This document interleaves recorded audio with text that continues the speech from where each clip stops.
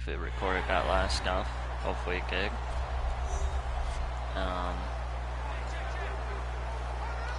Here we are.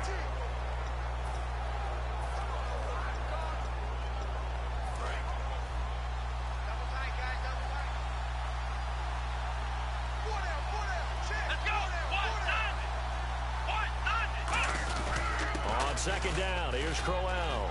And he's brought down. Nice run by Crowell. Yards that time and a new set of downs. But we just saw him run the football really effectively there with 3 tight ends in the game. And any defensive coordinator, when they see that set, they can get more bodies out onto the field. Not more. All right, we're still on there. Just making sure we're on there. Heavy formation. Those guys are out there to block 9 times out of 10. And in this case, they did it really successfully. Looking to throw. Looking left sideline. Incomplete. He was looking for Terrell Pryor that time. And now it's second down. It's a tried and true formula, and I don't think it'll change for as long as we play football. If someone's trying to throw the ball and you can put pressure on them and make it tough, that's only going to help your defense. Yeah, he's since being hurried. He got rid of it before taking the hit, but incomplete. And this time he's got the hook up. It's complete. A nice pickup there of 11 yards, and it'll move the sticks. I know many people like to throw to the tight end, maybe in a little flexed out position because he creates mismatches with his size. The slot receivers do the same thing with their quickness, their speed, and their route running savvy. Give him a couple on the carry there, 2nd and 8. That's a good play by the guys on the defensive side of the ball. Held him to a gain of 2. And that changes the playbook a little bit now for the guy calling plays. 2nd and 8. Now he's got to probably think about going to the air instead of maybe staying with the ground game. They pick up 12 on the play there, and they move the chains. It's a nice catch there by Gary Barnage, and there's no getting around it. The emergence of him has been nothing short of stunning, hasn't it? Yeah, first 6 years, total 44 catches. Then at age 30 last year, he goes for 79. Who says you don't Gonna have a nice run here. That's probably a touchdown. It is. Into the end zone, touchdown, Cleveland. Isaiah Crump.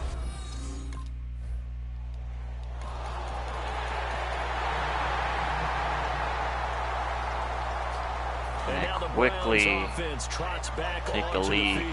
And they're hoping to capture some of that magic they had last time out when they were able to put together a scoring drive. But they're still down here, Charles. Not the major concern, though, because of what you talked about. They scored the last time out. They feel good about themselves. They feel like their game plan is now in effect. Nice. They know how to attack and what plays they want to put together. But they've got to keep it moving in the right direction because, as you did note, they are down on the scoreboard. There's a completion to the tight end, and I think that we're looking at something out central casting, frankly. Absolutely. I mean, size, the hands. Speed. I mean, can flat out run. You put that whole package together, you light up the eyes of an offensive coordinator, don't you? It's a pickup of 4, and it'll bring up 2nd down. Not a run that you're going to write home about, but still a good first down run. That's what an offense calls staying on schedule. 3 to 4 yards on first down. You're set up very well for the rest of the pass should have been Josh picked. Gordon, the intended receiver, and that'll make it 3rd down. Tremendous coverage there. Just did not catch the football and complete the interception. But what do they say all the time? If he had really good hands, he'd be playing offense. On 3rd down, he'll drop to throw. Well, this is brought in Throwing in traffic. And he's able to get it to the 33. Good enough for a first down. It's a pickup of 15 and a fresh set of downs. And now the passing game here in the 2nd quarter starting to heat up a little bit. Don't you feel the rhythm starting to happen, right? You see it. Now the confidence is starting to rise. I think now as a play caller, because that has happened, you lean on it a little bit more. You don't go totally away from running the football, but you do say, guess what? We can throw it well with a whole lot of confidence. Back to throw. Oh, he dropped it. They were looking for him in the middle 3rd. He couldn't catch it. Now 3rd down. Looked like they had an opportunity for a big play across the middle, but he didn't have the concentration or the focus necessary and dropped it before he could haul it in. They got to get to the 23 here on 3rd. They'll drop to throw. And that is incomplete. Duke Johnson, the one he was looking for. And it's 4th down. Shit.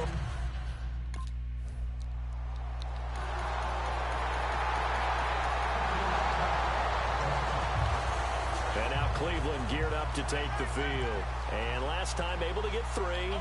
It's not what they wanted. They wanted 6, but they got at least something. They mustered something out of the drive.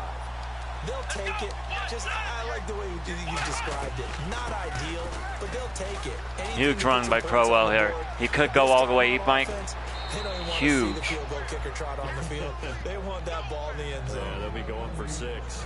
Well, partner, I have to say they caught him in the right defense there. Nickel set, 5th defensive back on the field, and they love to run against that because now you typically get a bigger blocker on a smaller defender. Yeah, because those DBs like you, they want the interception. They're not as worried about the running play, right? Not at all. I still nowhere to go here. He lost the football, and the Bengals grab it. The big man, get the oxygen tank ready. And this is taken into the end zone. Back play. A Cincinnati touchdown. Huge play by the defense, not only to force the fumble, obviously, but to return it for a touchdown. And I know it's no fun for anyone who plays offense, but isn't it fun to see how a defense rallies when there's a fumble return and everyone tries to find someone to... And now Cleveland geared up to take the field.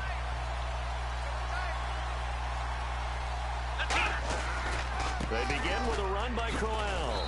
And he'll fight forward to about the 27-yard line. 2 yards on the pickup there. It'll be 2nd and 8.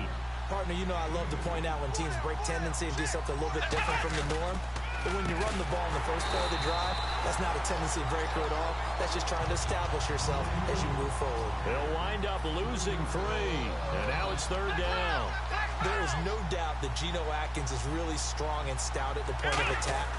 But I love his suddenness, the ability to make plays, to be in one spot, and then he's gone. And into the offensive backfield, he's a heck of a player. And they're a big TFL.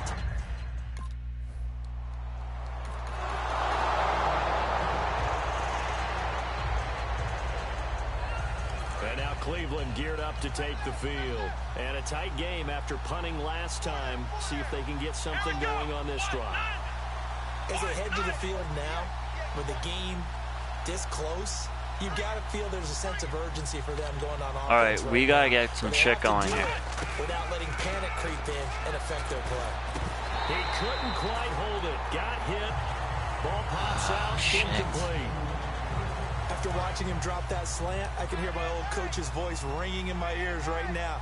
You can't run with the ball until you catch it.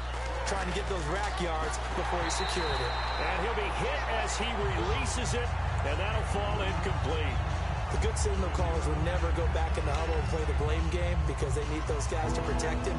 But on that last one, his offensive line, they lost their leverage very quickly, and that's why they were able to get to him and hit him as he tried to throw the football and force an incompletion. They'll set up a throw, and he couldn't hang on to it through the contact. Incomplete. Rough. Just a rough game throwing the ball. And they're going to score.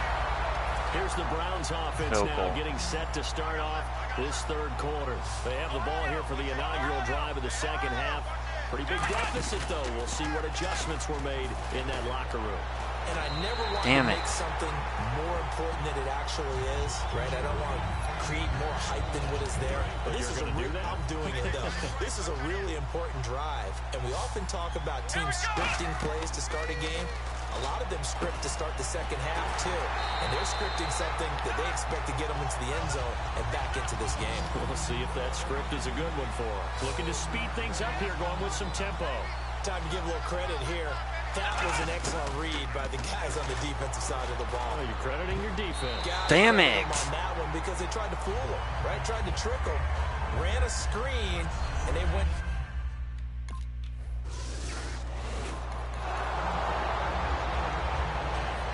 And now Cleveland geared up to take the field. And on the last go-around, they really couldn't get anything going. They had to punt from deep inside their own territory, which means you're going to lose the field position battle as a general rule.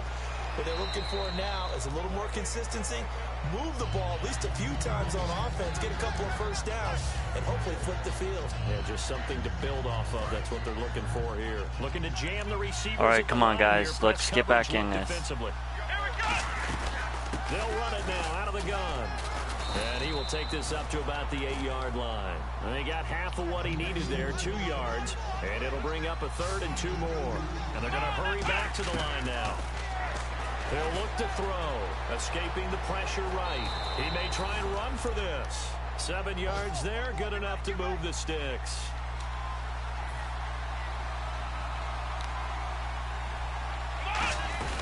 A first down carry now for Crowell. And a short gain across the 15 to the 17-yard line. 2 yards on the carry there. It'll be 2nd down. The best defensive linemen, they play with great leverage so they can get low and not get bowled over by offensive linemen. They have excellent hands. They can throw people off on a play. We just saw a great example of a really good run stop by a guy playing the defensive tackle position. Close there. He caught it, just wasn't able to stay in bounds. And that's where the sideline, it was used as a 12th defender. You know, 11's legal. This one is an imaginary one that my coach used to call Sammy Sideline. Sammy Sideline can protect you at times. And in this case, that's exactly what he did for the defense.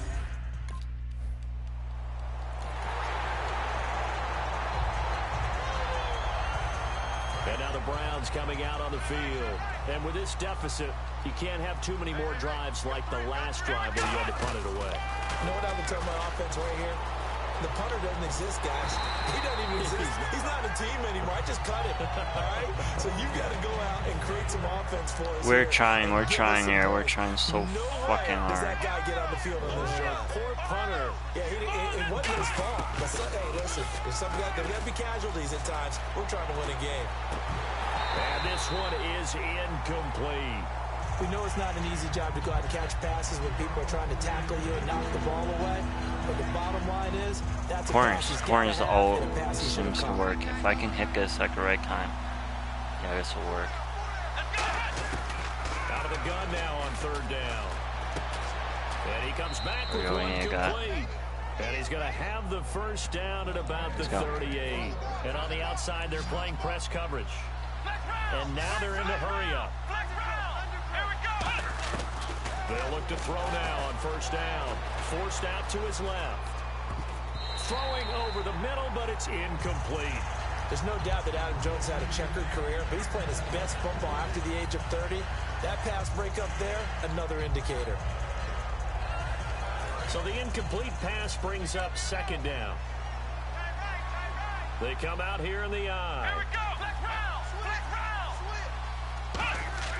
He'll try again with the arm here on 2nd down. Flushed out right.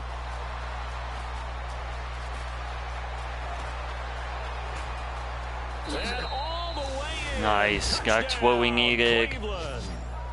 A big play there. His first touchdown on the year. And the Browns get a score closer. Well, you want to talk about making something out of nothing. Boy, he did that right there. What an incredible run. Obviously.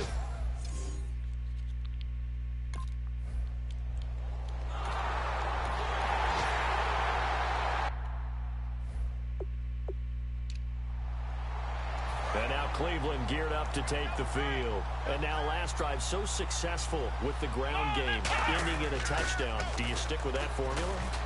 That would be the #1 thing you would think of, but so many guys now would look at it and say, we've got them set up so well for play action, now's the time to take a shot. Yeah. But, you know, there was a big-time coach in the state of Ohio who once said, if you throw the ball, if you put it in the air, Come on, we gotta get 3 this. things can happen, and 2 of them are bad. He would have kept it on the ground. Oh my God, I way overthrew that. By the linebacker. And now look at him go.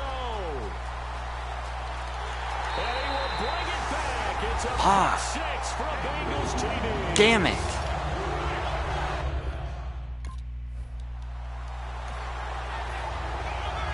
And here are the Browns now as the offense comes back out onto the field. And last time, decent field position through the pick 6. Obviously costly. But they can't afford to just bunker in now. All right, good field position means go ahead and attack on offense. Try and press the advantage a little bit.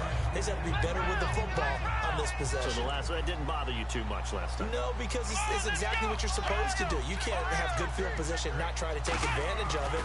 Sometimes the defense makes a good play, too. Eluding the pressure right. It's a short one here, complete to the tight end. A gain of 4 on the play, and that'll lead here to a 3rd down. And they're going to speed things up here. Cool under pressure right there, escaping the pocket and finding what I think was not his primary target. And some of these guys are just so comfortable getting outside of the pocket that they'll do it on purpose. It doesn't even need to be a breakdown. They move, and they know it affects the defense, because a lot of times you get lost in coverage in the secondary. And I think you're exactly right. Wasn't his primary target. Found a secondary guy who sprang open, probably because of his movement out of the pocket. Buying time to his left. Oh my gosh. You saw that one coming. It's intercepted. Down the numbers. There he goes. And he will bring it back. It's a pick 6 for Bengals TD. I don't know who all is to blame.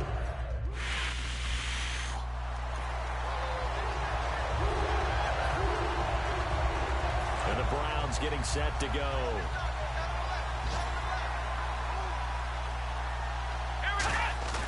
Now a play fake here on 1st down. They'll roll him out right. Now he's going to throw deep right side. Oh, this is taken in. It's complete. 30 yards on the pickup there. And it'll give the Browns a 1st down. And now it looks like they're going to be in the hurry-up. On 1st down, he'll drop to throw. A hit as he throws there, incomplete.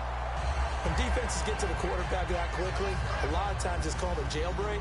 It wasn't quite that fast, but fast enough that he had no time to look downfield and set himself to throw the ball. And as he tried to do that, he was hit.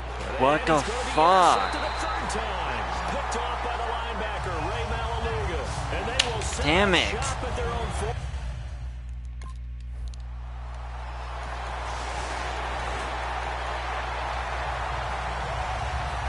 Cleveland geared up to take the field. And with 3 interceptions thrown already, we'll see. Do they rely more on the ground game here? They may have to change things offensively to try and settle things down, not just for the guy throwing the ball, but for the rest of the offensive unit, because their confidence has to be shaken a little bit. And you just wonder, is the backup going to start to warm up a little bit over on the sideline? Over the middle, the catch by Coleman. Come on, let's start the comeback. Let's start the comeback. Touchdown, Cleveland. Corey Coleman.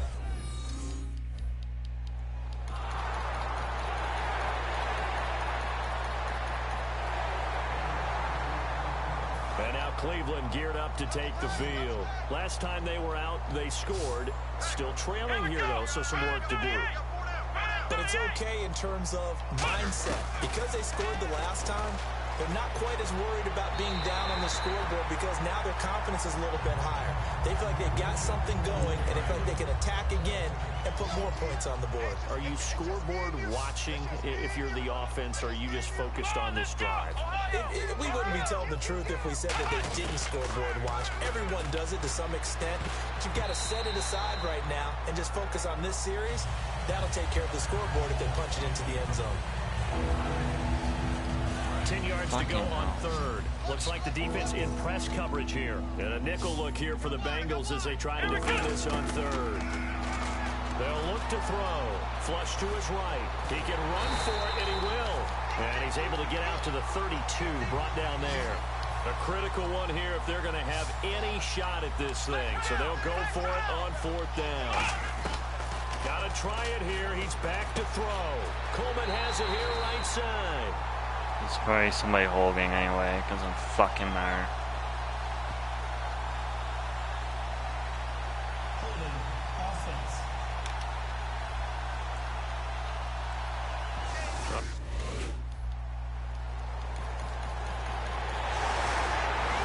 Again, we're getting blown the fuck out, and it's frustrating. And last time this unit was out here, costly turnover, and then that turned into 6 points. They've got to make amends. And how many times have we sat in meetings with coaches and they use the term, they got his man complete, and he's brought down after a good gain. It's a gain of 24 that time, and the Browns are going to have a 1st down. They're going to hurry back to the line now. They'll look to throw here, escaping the pressure right. Now he'll let it go. And his pass is intercepted for the 4th time today. A great read, and it's picked off. And he'll get this back to the 32-yard line. Like such bullshit. Been constant all game long.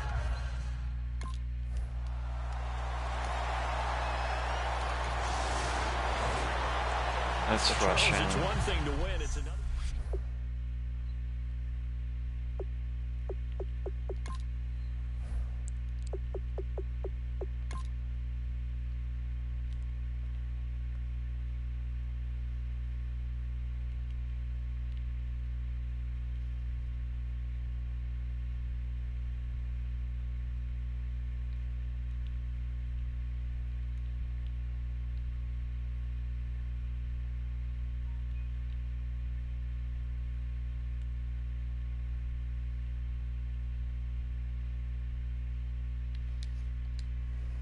Okay, that's complete bullshit, but whatever. Just a frustrating career continues.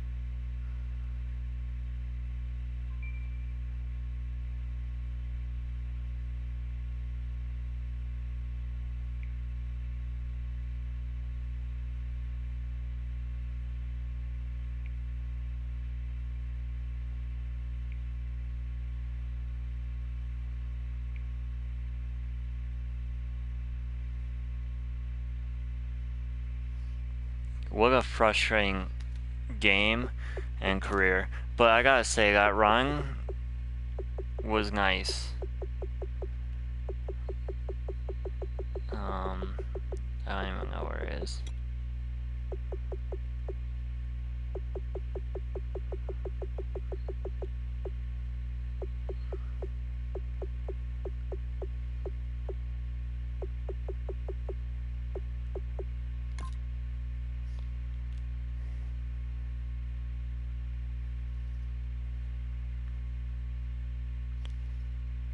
The third quarter has just not been good to me.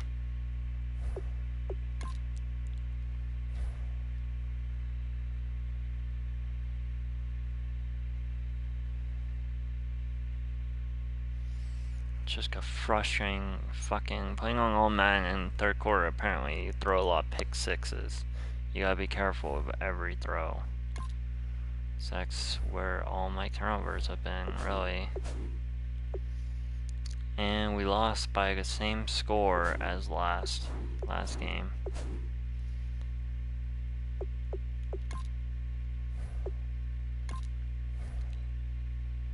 (15-15). It's frustrating.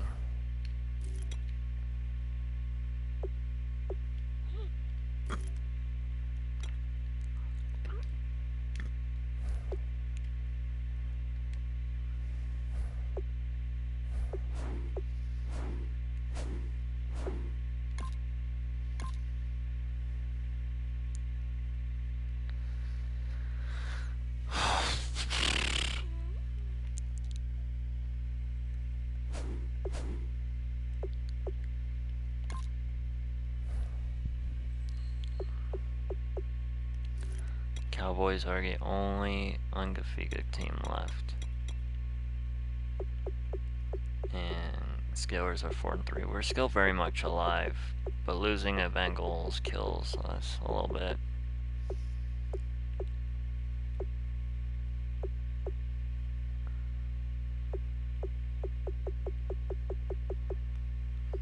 We gotta play better. We're ranked 29th.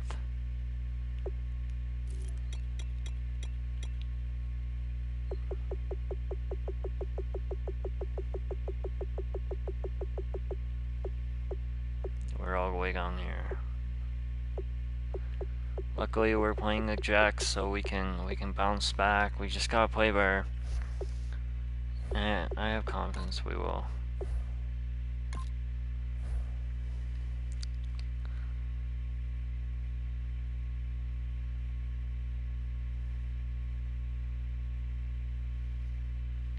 So we lost 30-0, and then we won 2, but now we're on this 4-game losing streak, and 2 of them have been massive blowouts, thanks to the third quarter.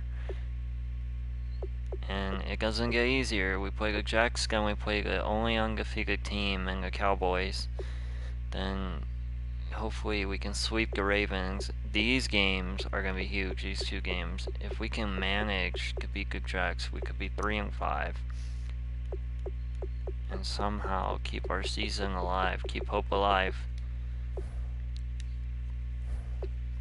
Can the 72 overall quarterback do it?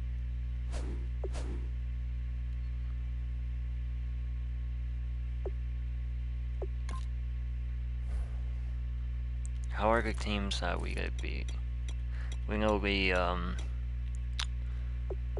Ravens aren't very good, and we beat them. Who else did we beat? We beat the Redskins too, and they're 3-4. Eagles surprisingly are only 3-3. But look at this: the Cowboys are 6-0, and we face them next week. It's gonna be tough.